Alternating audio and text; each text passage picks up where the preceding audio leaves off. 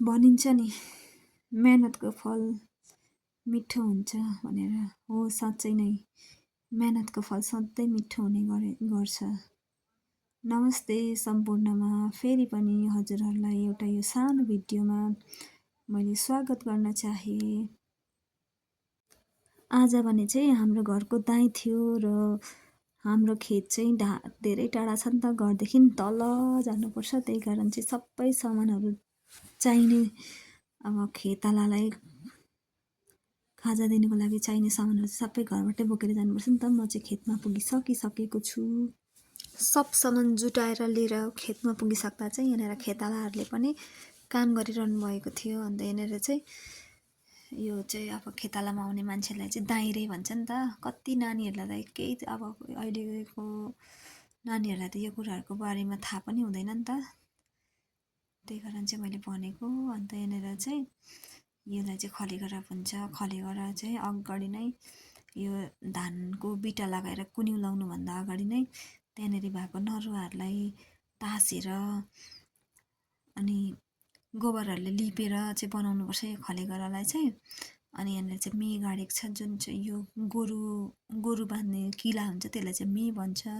अन्त यो मे पनि दाइँ गर्नुभन्दा अगाडि नै हामीले गाडिसकेको हुनुपर्छ। अन्त जुन चाहिँ मेमा बाँधेको धान हुन्छ त्यो धान चाहिँ हामीलाई रिङ्गाटा लाग्यो भने चाहिँ त्यो धान चाहिँ अब चामल निकालेर अब त्यसको खायो भने चाहिँ रिङ्गाटा जाति हुन्छ रहेछ। अन्त यो कुरा चाहिँ मैले भर्खरै मात्रै थाहा पाएको। अनि त्यही कारण चाहिँ मैले जानेको कुरा चाहिँ हजुरहरूलाई पनि मैले भनेको। कतिलाई त याद होला तर कतिलाई थाहा नहोला, त्यही कारण चाहिँ मैले भनेको।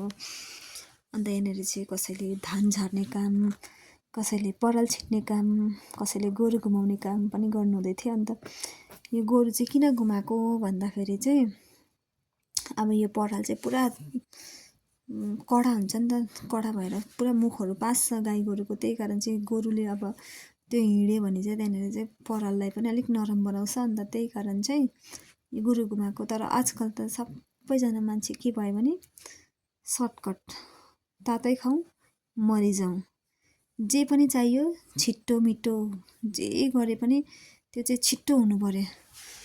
त्यही कारण चाहिँ अहिले चाहिँ सबै यो कुराहरू त कतिले गर्दैन पनि यसरी। दाइँहरूको सबैले प्रायःले त खेत पनि रोप्दैनन्। किनभने मलाई चाहिँ लाग्छ कि अहिले चाहिँ मान्छे धनी भएको होला, किनभने उहिले चाहिँ पैसा रुपियाँहरू त्यस्तो साह्रो प्रशस्ति हुन्थेन।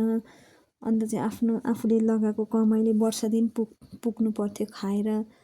अब यति धानले त पुग्दैन वर्ष दिन, तर पनि आफ्नो बारीको भनेको आफ्नै बारीको हुन्छ नि त। त्यही कारण चाहिँ हामीले चाहिँ अब अहिलेसम्म पनि अब रोप्नु त छोडिहालेको छैन। अहिले त फेरि के हुन्छ भने जङ्गली जनावरहरूले पनि खानु दिँदैन। किनभने अब उहिले पो सबैजनाले धानहरू रोप्थ्यो, खेतीपाती गर्थ्यो र अब एउटाको अब जङ्गली जनावरहरूले पनि त्यो एउटाको बिगार गऱ्यो भने अर्कोको बाँच्थ्यो। अन्त सबै एकैचोटि बिगार गर्थेन। अन्त अहिले त मान्छेहरू बेसी अल्छे भएको भन्नु कि पैसा बेसी भएको भन्नु कि, त्यही कारण अलिकति हामीले खेतीपाती गऱ्यो भने पनि घरि बाँदरले खाइदिन्छ, घरि मृगले खाइदिन्छ, घरि मजुरले खाइदिन्छ, घरि कुन चाहिँ जनावर आउँछ, घरि कुन चाहिँ जङ्गली जनावर आएर चाहिँ हाम्रो सबै बिगार गरिदिन्छ नि त।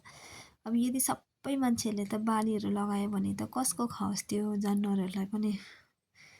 त्यही कारण पनि जनावरहरूले खेद्दो गरेको जस्तो लाग्छ मलाई चाहिँ। अन्त अहिलेको मान्छेहरू चाहिँ जस्तो पहिलाको मान्छेहरू मेहनती थियो, उनीहरूले सबै कुरा आफै उगाएर खान्थ्यो। त्यो भएर अहिलेको मान्छे सबै कुरा सर्टकट चाहिन्छ। त्यही कारण पहिलाको जस्तो मान्छे नबाँचेको होला जस्तो पनि लाग्छ मलाई चाहिँ।